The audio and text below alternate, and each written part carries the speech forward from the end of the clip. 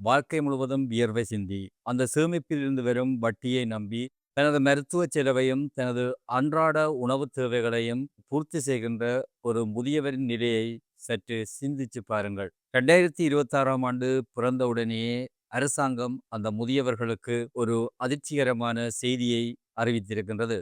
இனி உங்களுக்கு அந்த விசேட வட்டிச் சலுகை இல்லை என்பதுதான் அந்த செய்தி. இது வெறும் வட்டி குறைப்பு மட்டுமல்ல, இதற்கு பின்னால் மிகப்பெரிய பொருளாதார முறைகேடு இடம்பெற்றிருக்கின்றது. 138 பில்லியன் ரூபா மறைக்கப்பட்ட ஒரு கடன் நிலுவையும், IMFினுடைய மிகவும் கடுமையான நிபந்தனையும் இதற்கு பின்னால் ஒளிந்திருக்கின்றது. இன்றைய இந்த காணொளியில் எங்கள் வீடுகளில் வசிக்கின்ற அந்த முதியவர்களின் வாழ்வாதார பிரச்சினை பற்றித்தான் சற்று விரிவாக பார்க்க போகின்றோம். வாருங்கள் காணொளிக்குள் செல்வோம்.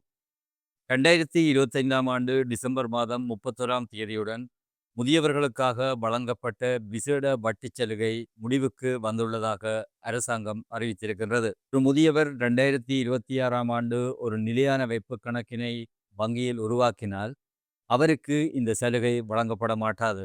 2025ஆம் ஆண்டு வைப்பு செய்தவர்களுக்கு மட்டும் அவர்களுடைய மெச்சூரிட்டி பீரியட் என்று சொல்லப்படுகின்ற முதிர்ச்சி காலம் வரை இந்த சலுகையினை வழங்குவதற்கு அரசாங்கம் தீர்மானித்துள்ளதாக தற்பொழுது நிதியமைச்சர் தெரிவித்திருக்கின்றார். இது உண்மையில் முதியவர்களை பொறுத்தவரையில் ஒரு ஆறுதலான செய்தியாக தற்பொழுது காணப்படுகின்றது. 2025ஆம் ஆண்டு பட்ஜெட்டில் இந்த திட்டத்துக்காக 15 தொடக்கம் 30 பில்லியன் ரூபாய் அரசாங்கத்தினால் ஒதுக்கப்பட்டது. ஆனாலும் இந்த திட்டத்தினை தொடர்ச்சியாக அரசாங்கத்தினால் கொண்டு செல்ல முடியவில்லை. இங்கேதான் ஒரு அதிர்ச்சியான தகவல் வெளிவந்திருக்கின்றது. இங்கேதான் ஒரு முக்கியமான கேள்வி எழுகின்றது. அரசாங்கம் எதற்காக வங்கிகளுக்கு வட்டி கொடுக்க வேண்டும்? இதை நான் உங்களுக்கு மிகவும் எளிமையாக சொல்லுகின்றேன்.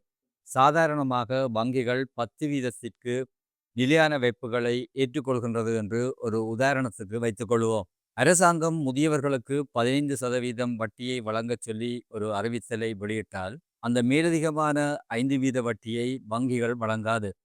அதனை அரசாங்கம்தான் வங்கிகளுக்கு செலுத்த வேண்டும். அதாவது அந்த 5 வீத வட்டியை அரசாங்கம் மானியமாக வங்கிகளுக்கு வழங்க வேண்டும். இதுதான் பொதுவான நடைமுறை. ஏனென்றால் சந்தையில் 10 வீத வட்டி காணப்படுகின்ற பொழுது, மேலதிகமான 5 வீத வட்டியினை முதியவர்களுடைய விசேட கணக்குகளுக்கு செலுத்தி, எந்த வங்கிகளும் தங்களை நட்டப்படுத்திக் கொள்ள ஒரு காலமும் முயலமாட்டார்கள். அவ்வாறு வங்கிகள் நட்டப்படுகின்ற பொழுது, அது ஒரு நாட்டின் ஒட்டுமொத்த பொருளாதாரத்தையும் கேள்விக்குறியாக்கி விடுகின்றது. ஆனால் உண்மையில் இலங்கையில் என்ன நடந்தது என்றால், இதுவரை காலமும் அரசாங்கம் அந்த மேலதிகமான வட்டியை எந்த வங்கிகளுக்கும் வழங்கவில்லை.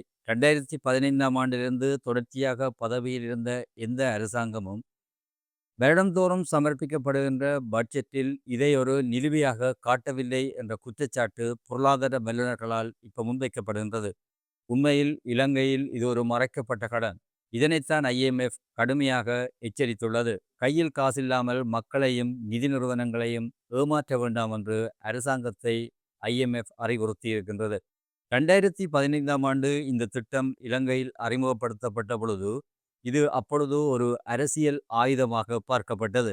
இலங்கையை பொறுத்தவரையில் பொருளாதார நிபுணர்களால் முன்வைக்கப்படுகின்ற மிக கடுமையான விமர்சனம், இலங்கையில் முன்னெடுக்கப்படுகின்ற பொதுவான பொருளாதார நடவடிக்கைகள் அரசியல் சார்பானதாகவே இருக்கிறது என்றும், அதுதான் நீண்ட காலத்தில் இந்த நாட்டினுடைய பொருளாதார வளர்ச்சிக்கு மிகவும் பாரதூரமான பின்விளைவுகளை தருகின்றது என்ற குற்றச்சாட்டும் பொதுவாக பொருளாதார வல்லுநர்களால் இலங்கை மீது சுமத்தப்பட்டு வருகின்றது. அப்படி ஒரு அரசியல் சார்ந்து எடுக்கப்பட்ட ஒரு முடிவாகத்தான் இதுவும் பார்க்கப்படுகின்றது. வெறுமெனவே தேர்தல் கால லாபங்களுக்காக முன்வைக்கப்படுகின்ற இவ்வாறான பொருளாதார கொள்கைகள்தான் காலப்போக்கில் சரிந்து விழும் என்பதற்கு இது ஆக பிந்திய உதாரணமாக இப்பொழுது காணப்படுகின்றது. 2015ஆம் ஆண்டு 15 வீத வட்டி வீதம் என்று தொடங்கி, இன்று 2026ஆம் ஆண்டு 0 வீத வட்டிக்கு சென்றிருக்கின்றோம். இது தொடர்ச்சியாக வந்த அரசாங்கங்களின் நிதி தோல்வியைத்தான் காட்டுகின்றது. இலங்கையில் மிக விரைவாக முதியோர்களின் எண்ணிக்கை அதிகரித்து வருகின்றது. ஆனால் அவர்களுக்கு ஒரு வலுவான சமூக பாதுகாப்பு காணப்படவில்லை என்பது ஒரு பொதுவான குறைபாடாக இலங்கையில் தொடர்ச்சியாக காணப்பட்டு வருகின்றது. அரசாங்க உத்தியோகத்திலிருந்து ஓய்வு பெற்ற முதியவர்களைத் தவிர, ஏனைய தொழில்துறைகளிலிருந்து ஓய்வு பெற்ற முதியவர்களுடைய எதிர்காலம் என்பது உண்மையில் கேள்விக்குறியாகத்தான் இலங்கையில் காணப்படுகின்றது. இது ஒரு பாரிய சமூக பிரச்சனையாக தற்பொழுது இலங்கையில் உருவெடுத்திருக்கின்றது. இலங்கை அரசாங்கத்தை பொதுவாக வெல்ஃபேர் ஸ்டேட் என்று அழைப்பார்கள். ஆனால் தற்பொழுது அரசாங்கம் ஏழைகளுக்கு மட்டும்தான் உதவி செய்வோம் என்று கூறுகின்றது.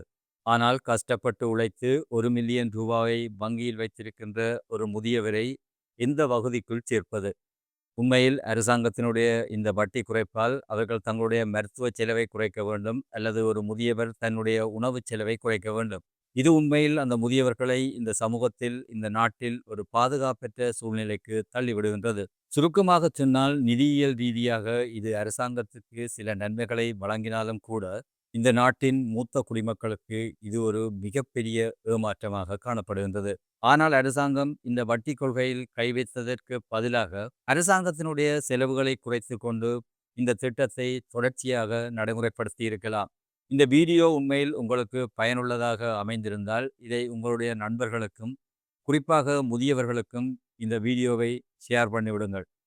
தொடர்ந்து எமது சேனலில் வெளிவரும் வீடியோக்களை பார்ப்பதற்காக எமது சேனலை சப்ஸ்கிரைப் பண்ணிவிடுங்கள்.